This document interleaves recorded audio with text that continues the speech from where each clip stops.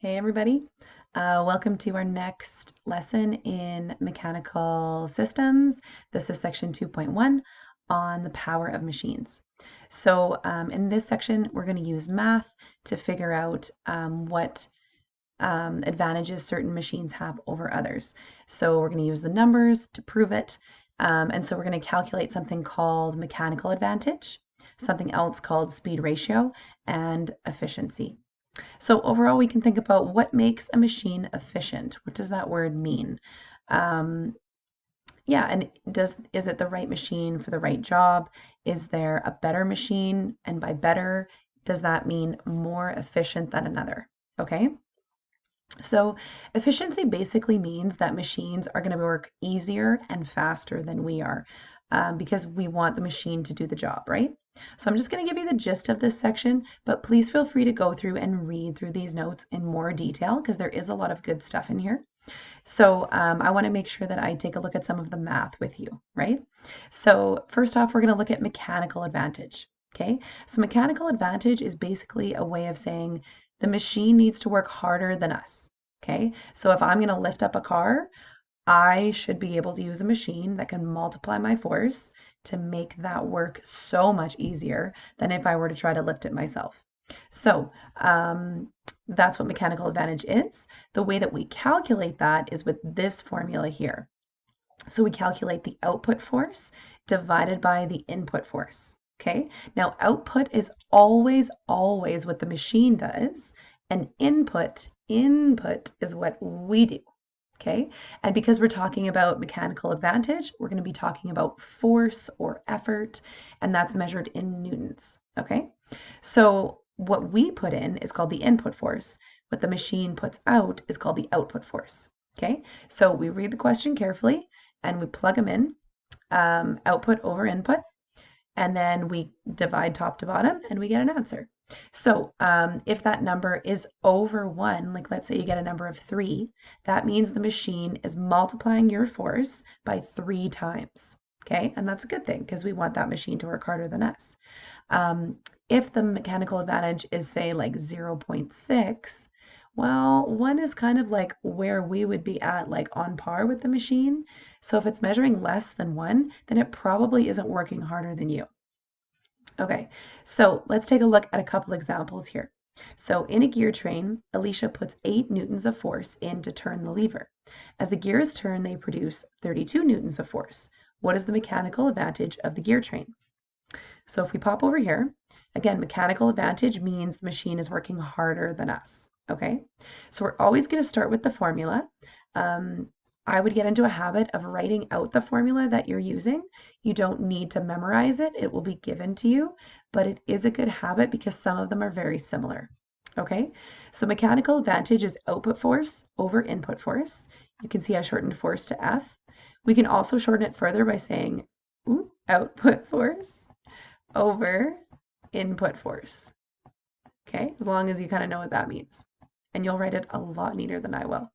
So for this first example, in the gear train, it says Alicia puts in 8 newtons of force. So that's the input force, right? So I'm just going to plug that in first because I already know that by reading the question. So 8 newtons is what she uses to turn the handle. Now notice that I didn't just put the first number in the question in the top spot, right? So make sure that you're reading the question carefully to know what we're putting in and what the machine is putting out. Okay, it says the gears produce 32 newtons of force. So that would be the output, that would be the machine, right? And so this is going to equal to 32 divided by 8 is 4. Okay, and these units actually kind of cancel out. So we're just left with 4. And so that's a good number, right? What this means is that this gear train works about 4 times harder than you, okay, to transfer that energy. Let's look at the next example. A pulley system is used in a crane in order to lift a piano with 520 newtons of force. If 60 newtons of force is put into maneuvering the crane, what is the mechanical advantage? So again, we're going to start with MA, because we always want to be clear on what's what, is equal to output force over input force. Okay? And so the crane it says uses 520 newtons of force. So we're going to plug that in, right? And we use 60 newtons of force to maneuver the crane. 60 newtons. So again, these will cancel out. We divide top to bottom, 520 divided by 60, throw that in your calculator, and you get 8.7. Okay? So that means that the crane is working almost 9 times as hard as we are. Okay? And that's good news. All right, now moving on to speed ratio. So again, I'm giving you the gist. Speed ratio is the need for speed, right? So we want machines not only to work harder than us, we want them to work faster than us. We want the job to get done faster so we have more time to do whatever we want to do, right? Which is good. So again, input is us, except this time it's not force. In a speed ratio, we're looking at the distance that has been traveled by us and by the machine. Okay, so we create the input distance, which is the length in which a person puts force in. So if I'm going to turn a handle, I would measure what that distance was, right? If I'm going to push a stroller, I would measure what that distance was, okay? The output distance is what the machine does. So output machine, right? But look at the formula. It's exactly opposite from mechanical advantage. So this is where it's a really good tip to write out your formulas first and then plug in and solve. So speed ratio is input distance divided by output distance. Notice how you could have either units, just make sure that they're the same, okay? And same as with mechanical advantage, if I get a number of 3, let's say for speed ratio, that means that this machine works 3 times faster than if I were to do it myself. If I get less than 1, that means it's not a very fast machine, okay? So here's a good example.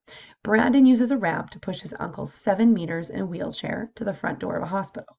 Okay, and if you've ever ran up one of those wheelchair ramps or used them before, they usually take a lot longer to get up to the top, right? So is there a speed advantage though? Okay, if Brandon reaches the front door, which is 2 meters off the ground, what was the speed ratio of using the ramp?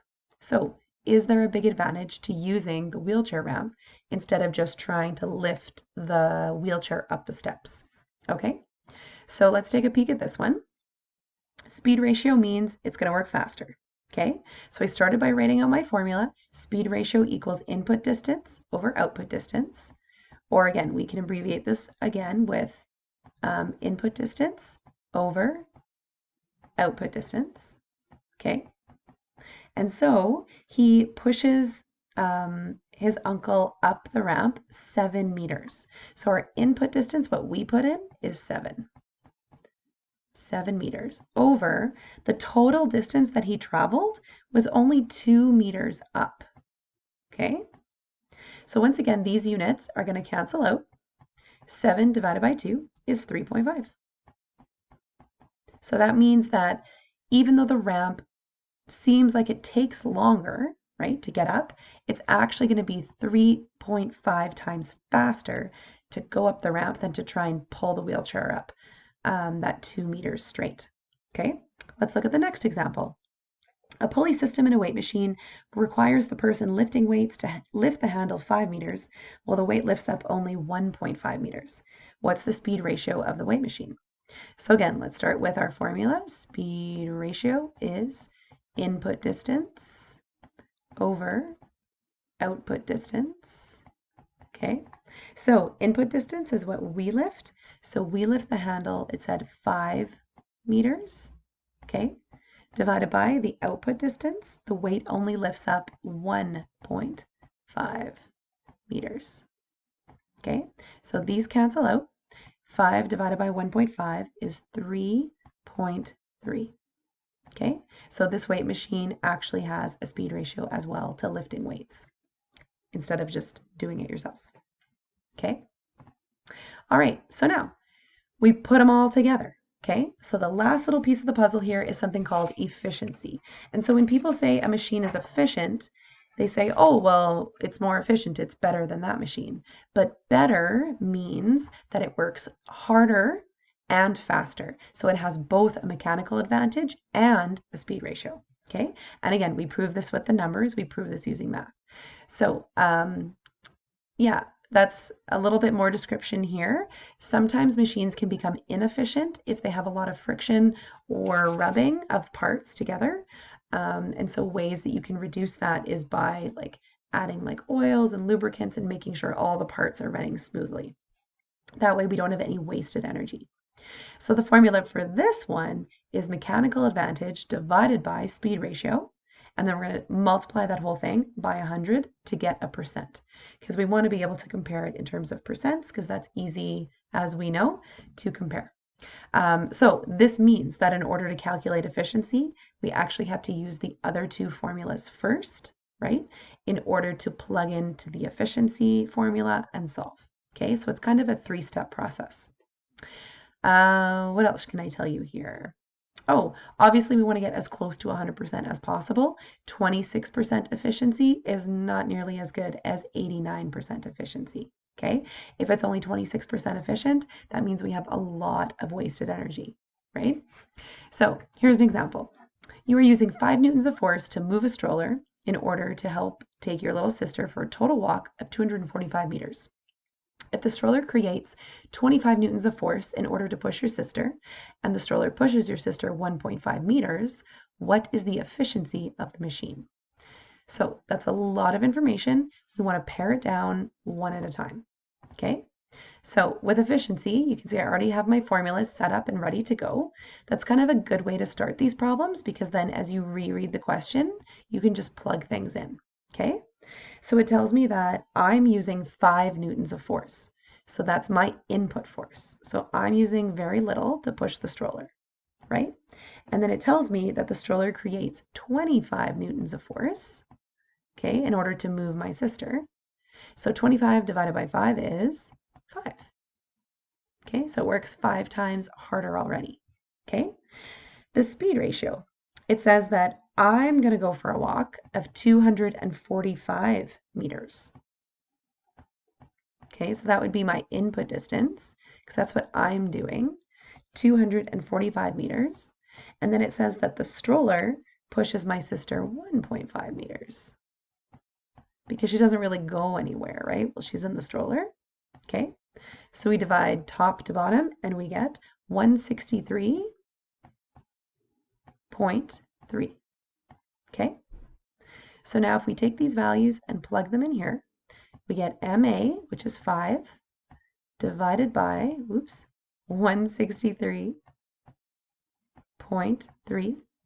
Okay, divide top to bottom, and we get, top to bottom, and then keep it in your calculator and multiply it by 100.